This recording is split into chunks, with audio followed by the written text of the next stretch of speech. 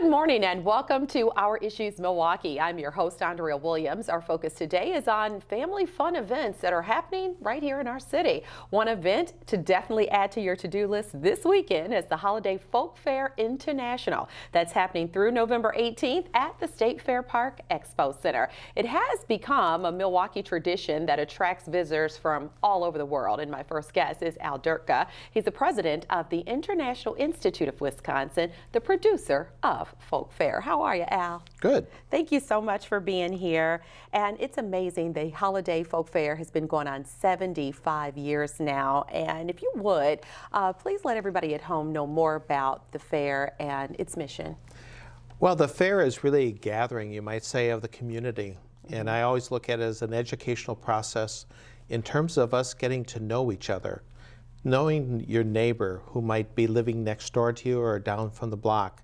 These individuals have come from all over the world or have a history within their family structure in terms of being from someplace else.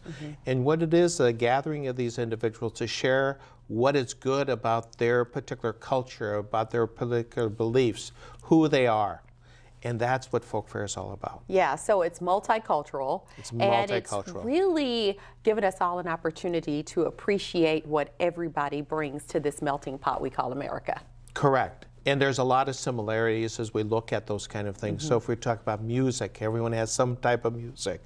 If we talk about specialty kind of foods, everyone has something, a celebratory kind of food, whether or not it's a birthday, a wedding, or anniversary, or some other kind of special occasion. Or anything else in terms of an artifact that they might give to you as a gift, which has been cherished by them or made by them. These are the kinds of things that we're celebrating at this time. Yeah, and we're going to give everybody an opportunity to learn more about each other, which leads us right to this year's theme, which is celebrating the culture of diversity. Talk a little bit more about that. Well, you know, as we look at the community, it's a very diverse kind of grouping of individuals. Yeah. And if we look at Holiday Folk Fair, it's a reflection of that kind of community. And there's not one particular ethnic community or one kind of cultural group that we're focusing on, but we're focusing on this multitude, this diversity. If I could say this garden of flowers, it's not just one flower, but it's many different kinds of flowers that bloom at all different times throughout the year and have their own special meaning, their own special fragrance, their own special beauty. And that's what we're talking about, and that's what we're bringing together in terms of diversity. But at the same time, it's that inclusivity in terms of bringing everyone together. So it might be diverse, but here is a group of individuals working together to present what's the best in our community to the rest of the community. Wow, that's a great way to put it. And when you talk about Milwaukee being a city of festivals, of course, all through the summer we have the ethnic festivals, and then here we are right in the holiday season, and it's almost like you bring them all together in one place, giving everybody a chance to literally take a trip around the world in a day. That's true. No question about that. And the Holiday Folk Fair was kind of the how would you say, the beginnings of all the festivals we've had. Really? In terms of looking at how they become much more of a community type of event. So it's been, as you mentioned before, it's 75 years. It's a long time. It's a long time. And the thing is, it keeps getting bigger and better every year. And I have you here today because really people have probably heard about the Folk Fair. Of course, it's been around for many, many years, but there's so many new things that you've added this year. So I'm excited to definitely make sure people know about that.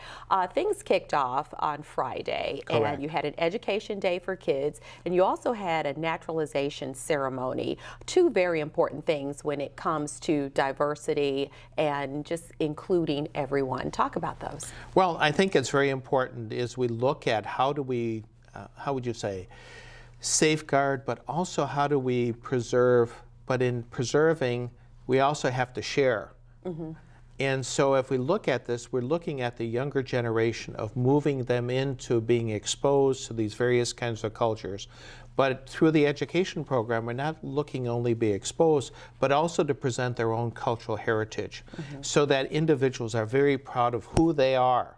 It's not just looking at who you are, but who I am and how do I relate to those other individuals that are around me and what's so special about them.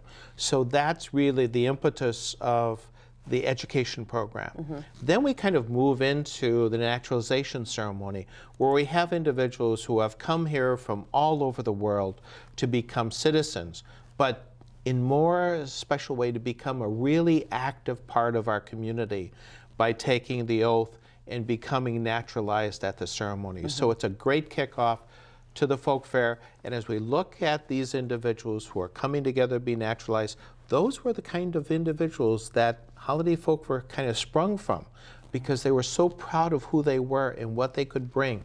It's just kind of continued out throughout these years. Yes, and what everyone brings to the country, we all build upon it, and that's why we have so many fun and different things to choose from, whatever it may be. So I think it's very important, especially in this day and age where sometimes we hear people frowning upon others that are different than ourselves. So this, I think, is a welcome fair right on time. Would you agree?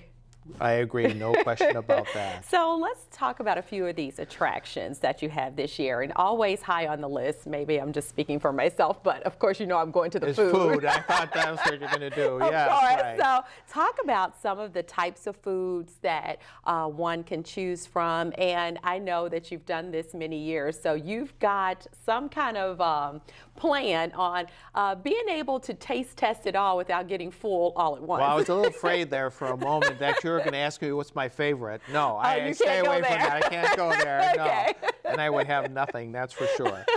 But I think the big issue is, or the way you could approach it, is really in terms of sampling. Okay. If there's a group of you, get together and to go one of the booths and get a sampling kind of plate. Then move on to the next one, move on to the next one, so that you have a taste test, you might say, of foods from around the world. And so you could go from the Arabic booth to the American Indian booth to the Nepalese booth to the French booth. You could go from there to the Egyptians, and if you want to go there to the Ugandan. So you have all these different kinds of flavors, all kinds of different smells, all different kinds of textures that you can be exposed to and can enjoy in one place. And I think that's what's really unique about Holiday Folk Fair. It gives you the opportunity to savor those kind of specialties that they have and they're bringing to you. Yeah, and you made a great point just a bit ago. You said something about individuals giving gifts that are artifacts. Maybe it's something that has been passed down in the family. Whatever the case, many times they have special meanings behind them. And so you've got the Milwaukee Public Museum. They're going to be on site with some special artifacts. Tell us more about that. They're going to be doing for their first time is really kind of a workshop for individuals where they can discuss how do you collect, what you do, etc. with the artifacts, with these treasures that I might have in my house. I don't know what to do with them. You know, how do I go? How do I take care of them? Those kind of things. So they're going to be helping to explain those kind of issues with you. I love it. And then there's this All Nations Theater with traditional music and dance and holiday folk fair cinema. So this is something new you're adding. The cinema is a little bit different. That's Okay. a brand new kind of venture that we're getting into. Okay. And we've done it with public television in terms of doing that. Also, we have a feature from the Sundance Film Festival there too, talking about how people, how would you say, coming from someplace else become part of another community. These are primarily talking about refugees and how they move through the process in a variety of different communities. But that is something that we're sharing with the rest of the community. Good stuff. And on Sunday, which I want to go over the hours first. Saturday's hours are from 10 a.m. to 9 p.m. and That is then correct. Sunday, 10 a.m. to 6 p.m. And on Sunday, you've got a non-denominational religious service in the coffee house, right? That is correct. Okay, that starts at 10:30. And everyone's invited for that. Everyone's Yes. invited to that, and you also have a children's program from 11:15 to 12:45 on Sunday. And we've talked about the importance of educating children about about diversity. So this is going hand in hand with that. This is really, yes. And Okay. what these young people can share with us, it gives them to be on center stage, you might say. Good stuff. It was the late great Maya Angelou who said, it's time for parents to teach young people early on that in diversity there is beauty and there is strength. And that's pretty much what I gather from this entire folk fair, where you're bringing people together to appreciate each other. That's great. So what we would like to do now is we talked about the fact that the International Institute of Wisconsin, where you work, it has produced this annual celebration since 1943.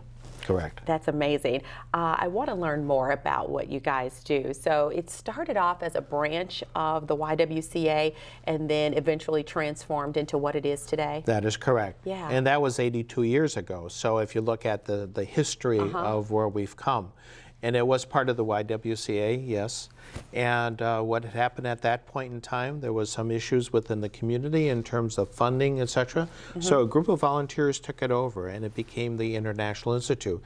And it was really a gathering together of newcomers into the community. And here we're talking especially at that time of immigrants that were coming to the community, to get them to come together, somewhat to learn English, learn how do you cook the food that we have here, those kind of things. And so it's kind of developed over the years, and we still work with newcomers into our community. Now, some of these we might talk about immigrants, some of them are refugees, some of them are asylees. It's a great piece in the news right now. We hear a lot about these different kinds of individuals coming.